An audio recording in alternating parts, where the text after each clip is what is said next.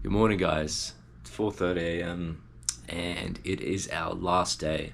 Basically, we're gonna have a quick brekkie and then we're gonna go to Machu Picchu. So we want to be one of the first groups there. So that's the goal. So we're gonna get ready. We got some shirts from Alpaca Expeditions, and we're ready to go.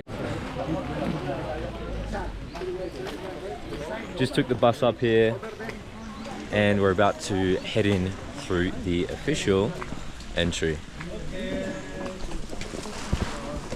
Here, please. We will enter soon to Machu Picchu. Okay?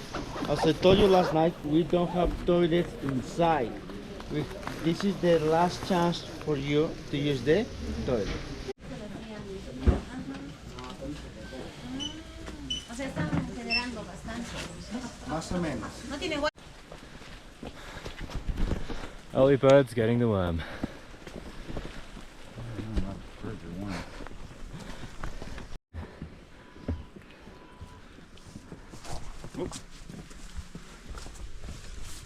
Original terraces. Before, we had the chance to go to the Sun Gate. People that are doing the classic Inca Trail, they are right now at the Sun Gate waiting for the view of Machu Picchu. And they will wait for a while there. Even here in Machu Picchu, we have domesticated llamas. You can get a picture with the llamas. Usually the llamas, they spit on you, but not these ones. They are domesticated llamas. You can get your selfie. Yeah.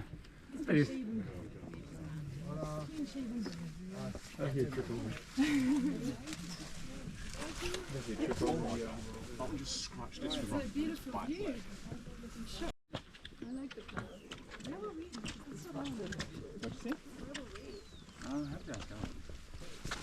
So spectacular. We thought we were going to have blue skies and like fantastic weather, but actually with all the mistiness and the clouds, just makes it more magical. Got more ruins down there. Beautiful. Oh yeah, yes, I see the floating steps. Yeah. Walls without floating steps, farming terraces. Farming. Okay. Without the floating steps, retaining walls. Okay. And the retaining walls were gardens before. Gardens. Gardens. Okay. So these are the floating steps. Go up there. I see. On there. Yeah. So this was to get up to the next terrace. Yeah. Cool. And up there were storehouses. Yeah. And this up here This is the garden. Garden. was a guardhouse guardhouse. Yeah. to keep watch over the valley. It was the most important thing for us. Pacha means earth. Kuti or Kutik, transformer. Transformer of the earth. And he's the one who dominated many areas in South America. And even is the first king that was dominating some deep areas in the Amazon.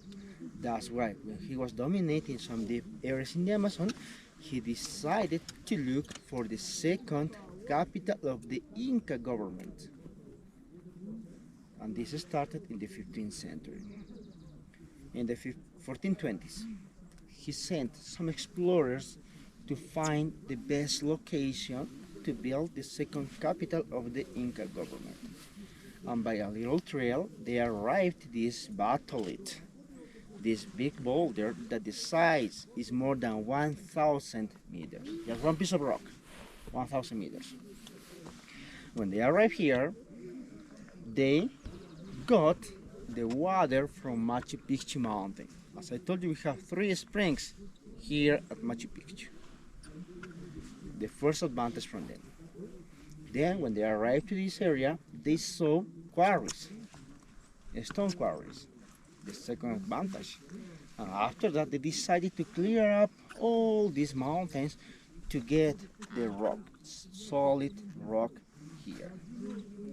After they got the solid rock, they decided to build Machu Picchu little by little. But before to build Machu Picchu, they designed Machu Picchu in one rock. It was a problem here, the geological fault. Have you heard about the geological faults? or San Andres Fault, Geological faults. Faults, yeah, okay. Like earthquakes. broken area of the earth. In this case, we have one broken area of this batholith that is dividing the farming area to the urban area. First, they fix that problem. How? Adding first big stones, gravel stones, and then the sand. And we are using right now that geological fault as a natural drainage system. After they fix that problem, they carve Machu Picchu over one rock, or they design Machu Picchu of the rock, and they start to build Machu Picchu from the bottom to the top. Since the 1420s until the 1530s, for more than 100 years. And the people that were living here were nobles and servants. How the Inca was choosing the nobility? Any guess? Money, Smart. gold, Intelligence. intelligence. Nobles were the professors, architects, engineers, doctors, hydro engineers. These guys were the nobles. And the regular people were the servants. According to Hiram Bingham, 700 people were living at Machu Picchu. In the upper part, nobles. In the lower part, servants. This is how it's divided the urban sector. The name of the sacred section for the nobles, Hanan area, sacred area. And for the servants, Urin area. Just for servants. I told you, no slaves back to the time. 60% of the population here were women. 40% men. Why 60% women? Because some women were living in one special palace in the urban sector. These women were considered as the virgins of the sun. That's why the population were more women than men. These guys were living here for at least 40 to 50 years, because it took them more than 50 years to build the retaining walls and then the structures in general here at Machu Picchu. Machu Picchu is unfinished. They couldn't finish to build Machu Picchu. Yesterday you heard the sad history of my ancestors, the end of the Inca government, the most solid culture in South America or in all America. When the Spaniards arrived to Cusco in the 1533, Manco Inca, that was the actual king, he ordered to the people that were living at Machu Picchu to abandon Machu Picchu, to go to Cusco or to go to Vilcabamba to support Manco Inca when he was fighting against of the Spaniards. They did it, but not the 700 people. Some people decided to stay here to protect and preserve Machu Picchu and even harvest the food. 40 to 50 people. They were here until 1542. 1542, by the commercial trail, next to the river, some Spaniards, explorers, arrived to Machu Picchu. Just explorers, not all the Spaniards that invaded us, explorers. They arrived to Machu Picchu. They took one of the 8 Inca trails up to Machu Picchu. They crossed the bridge, they came here, and they took some treasures from here.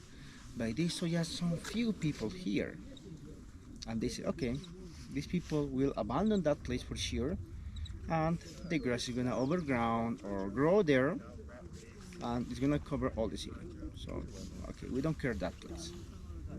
They took just some treasures from Machu Picchu, and they never came back after that. Most of the books mention that the Spaniards never ever been here at Machu Picchu, but they came here to Machu Picchu, 1542. We can prove that. How? Carbon dating. By the commercial trail, the archaeologists found coins. My ancestors didn't have any kind of currency before. They were trading all the food in general. The most common minerals, easy to work, gold and silver, not the important ones, common minerals. And they found the coins by the commercial trade. Even in the sacred scroll of Machu Picchu, they found a chalice. You know a chalice? Like a cup? Catholic cup to drink the wine. They found the chalice in the sacred scroll of Machu Picchu. My ancestors never used the chalice before. Evidence that the Spaniards came here to Machu Picchu. Who mentioned that? Ponce de Ondegar. Ponce de Ondegar. Finally, when the Spaniards came here in the 1542, the Quechos were there living here. They decided to completely abandon Machu Picchu and even keep in secret this sacred place. And they did it. They didn't share the info with the new generations.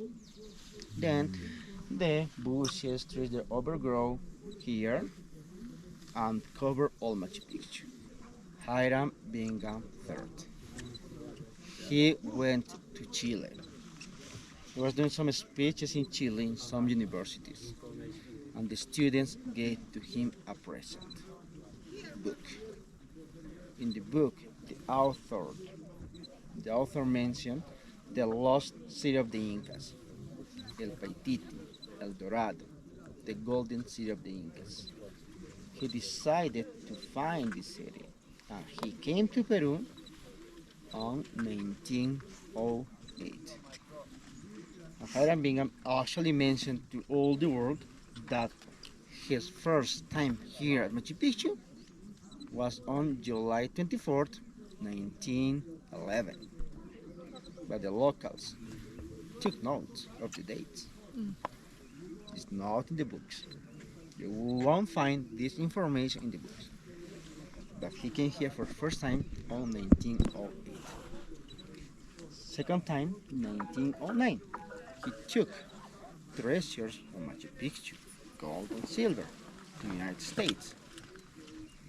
1911, July 24th, he mentioned to all the world that was his first time here at Machu Picchu, and he was looking for investors. National Geographic, Yale University, and the Kodak camera brand. They invested a lot of money in Machu Picchu. He started to clear up Machu Picchu since 1912 to the 1940s, for more than 30 years. In these 30 years, he told to the world that he didn't find here any gold and silver. And he took from Machu Picchu more than 44,000 artifacts between ceramics and textiles all the way to the United States, Yale University. He was lucky to be here, as I told you before, because Melchor Arteaga and Agustin Lizárraga, they took Hiram Bingham up to Machu Picchu. I was reading some books, and I don't remember the name of this guy, but he mentioned that Hiram Bingham paid just one sol for these guys to come up here to Machu Picchu. Not one sol, it was $50 at the beginning. $50 for Melchor Arteaga and $50 for Agustin Lizárraga. They didn't accept the money.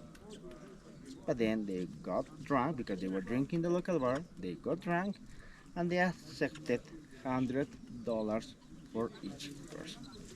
And the next day they took Hiram Bingham up to Machu Picchu. He was lucky to be here. He was lucky. But thanks to Hiram Bingham, for in person, the world opened the eyes to Machu Picchu, and the visitors were coming to Machu Picchu little by little. The Quechos, my ancestors, before they were doing this hike for weeks, even months, to come here to Machu Picchu to get the spiritual energy from Machu Picchu. But they were not doing that hike all year around. They were doing the hike just for some important festivities, equinoxes and solstices, especially for the winter solstice here, June 21st. June 21st. All the people that were coming here, they purify their bodies and their mind on the way to Machu Picchu. But not all of them could cross to Machu Picchu by the Sun Gate, the main entrance, because the shaman, that was the most important person of Machu Picchu, she was standing in the gate and she had like different skills from the others to allow people to cross to Machu Picchu. If you couldn't purify well your body and you had the negative mind, you couldn't cross Machu Picchu to get the spiritual energy, because the negative mind is always contagious. That's why. And she sent people back home. And the ones who crossed Machu Picchu, they came by this trail, they pass through the main entrance, and they go to the sacred sector of Machu Picchu to get that spiritual energy. Is it a hinge? Yeah, it's like a rope or something. You could like, tie it. And there's the other one on that side, right there. Look. Wow. Or like, oh yeah, oh look at that one right there. Wow, that's gonna tell us so much. Fedor. In important areas of Machu Picchu, temples, Inca Palace, they didn't use the rustic architecture that you can see everywhere here. They were using the interlocking architecture. No mortar between the rocks. And you can see how perfect are the rocks here. They took their time to like made perfect shapes of these rocks before. As I told you, they used the hemated stone, then sand, to make the perfect rocks here and fit the other rocks over that rock. The name is interlocking architecture, like puzzles or Legos. In one of the corners, this rock has a hole. The other rock has the pin. This is how they interlock the rocks in general. And this was the only entrance to go to Machu Picchu, the only one. That's why you can see a hoop in the upper part and two holes in the corners. Holes. And in the center of the hole you will see like a rolling stone. So they were closing this area with the wooden doorway. This door was made to avoid the attack of the animals, not enemies, because Machu Picchu was a kind of fortress. You can attack Machu Picchu easily. You can attack Machu Picchu just from the pilgrimage trail. But we have a lot of Inca sites on the way. We have Llactapata, we have Cantupata, the military place. We have the watchtowers here. It was impossible to attack Machu Picchu. But we have pumas before, vipers. Machu Picchu was built like a fortress to avoid the attack of these animals, especially kids, for the kids. Okay? It's a door. Oh, I fit under it. Were the Incas small? just they made small entrances in some areas to keep the heat or the warm Were they inside. smaller? No. 500 years ago, they would be smaller, no? Like most people. My size a little taller, but probably just the entrance is small, but inside, look how was made the Taj. Yeah, it's really tall. What are these for? To tie up the frames, wooden frames. Would this be one house for one family? One person or two people. One person? Whoa. It's not bad. That's not bad. I mean, what a view, huh? Okay, sacred cave. French archaeologists came here 5 years ago. No, more. 7 years ago, more or less. 7 years ago. With the new technology, radars. In the upper part, he mentioned, according to the data radars, that we have a special chamber in this section that is taking us to some places inside. And even that in this chamber we had a lot of treasures. His idea was to take away these stones and go into the chamber. But the Peruvian government said no. And he gave up. But maybe we have some chambers here inside of this area. Who knows? As I told you, since Machu Picchu was rediscovered, many explorers came to Peru to find another cities, especially to get the gold and silver. Maybe that's what they did of these French archaeologists. But who knows? Machu Picchu is a mystical sanctuary.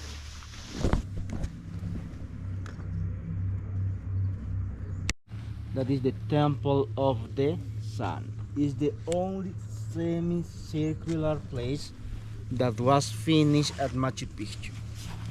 If you can see clear this semicircular place, you can see that one of the windows is facing to the east, and the other window is facing to the southeast.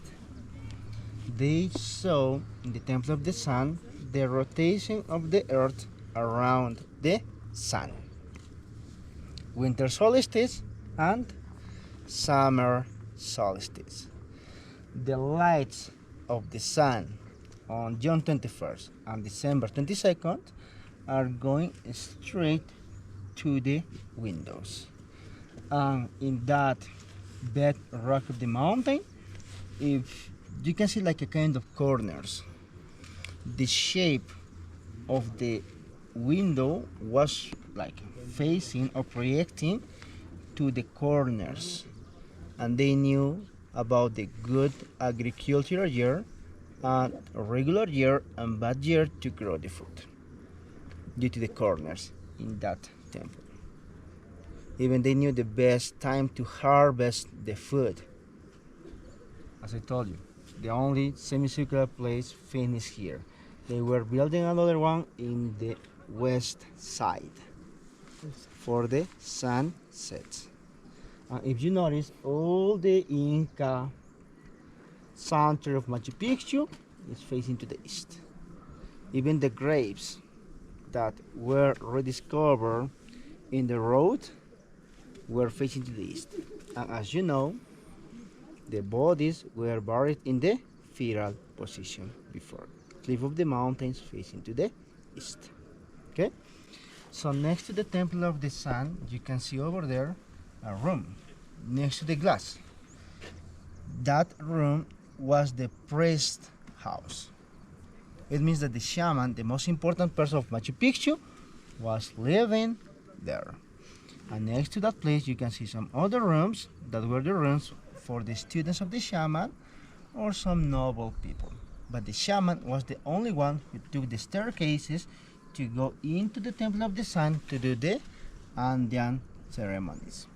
Even the king, when he came here, he was another person allowed to do that ceremonies in the Temple of the Sun. Not all the people could do that before. Only the shaman, that was a girl, and the Inca. Women were important back to that time as well. And the most important person of Machu Picchu was one woman, one girl. Her name, Mama Kona, Cocamama, or Hummingbird Girl. The most important person of Machu Picchu. The shaman, the one who was doing the offerings all the time in that temple. Under the bedrock, under the Temple of the Sun, we have another temple. It's the Temple of the Pachamama, Mother Earth. The other name of that temple is the Royal Mausoleum. We don't know the real name of Machu Picchu. The one who named this sacred place as Machu Picchu was Hiram Bingham III, the scientific rediscoverer of Machu Picchu. And according to some books written by the chroniclers, Machu Picchu ordered to the Quechuas to place his mummy in the most important place for him, Machu Picchu. And they placed his mummy in the Temple of the Mother Earth facing to the east.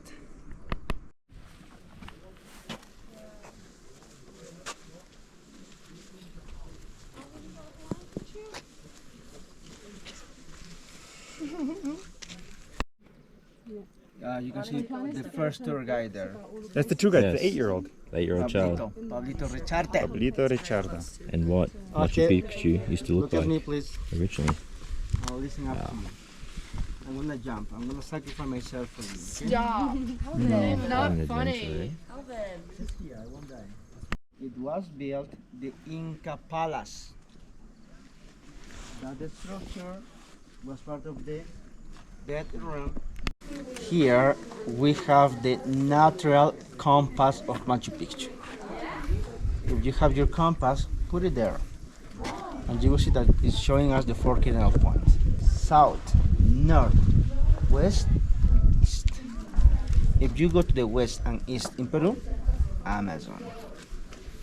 South, Andes, north, coast. Natural compass. So that's north? Oh, like towards the ocean. Yes. Okay? Cool.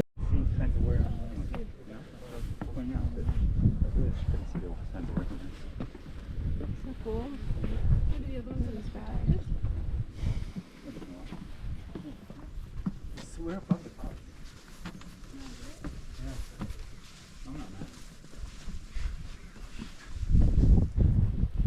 Here we've got this sundial just in front of us.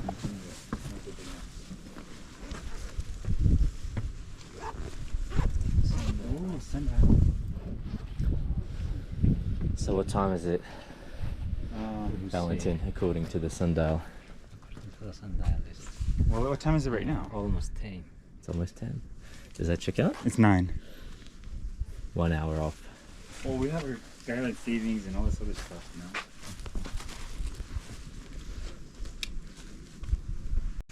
We continue to this area that we can see 2 structures here facing each other. The name of these 2 structures, Wairanas. That means resting places for the air or wind, sun, and the rain. Before we had the access to go into that place that is cool and fresh. Cool and fresh. In the green area over the sacred square, we had before a monolith. That size was 3 meters. One stone, monolith, that was placed in the middle of the sacred square. It was there until 1980. In that year, a crazy king decided to visit Machu Picchu by helicopter. The rangers, by order of the Peruvian government, they moved the monolith from the center to one corner. After that crazy king, some presidents from Peru came by helicopter to Machu Picchu. So I told you, since the 1981, everything was forbidden here because we are part of the heritage of the UNESCO. The archaeologists were trying to put it back, the monolith in the same place, but they broke it into pieces.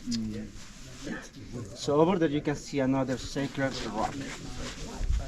Can you see the shape of the guinea pig? But in general, that rock is representing the mountain this behind. The name is Yananting Mountain, the mountain that is representing the balance of the life. We have another Inca trek to go up to the top of this mountain. That is like dangerous. Too many vipers on the way. 20 vipers. Vipers. It's like, oh yeah, it's just another huge mountain.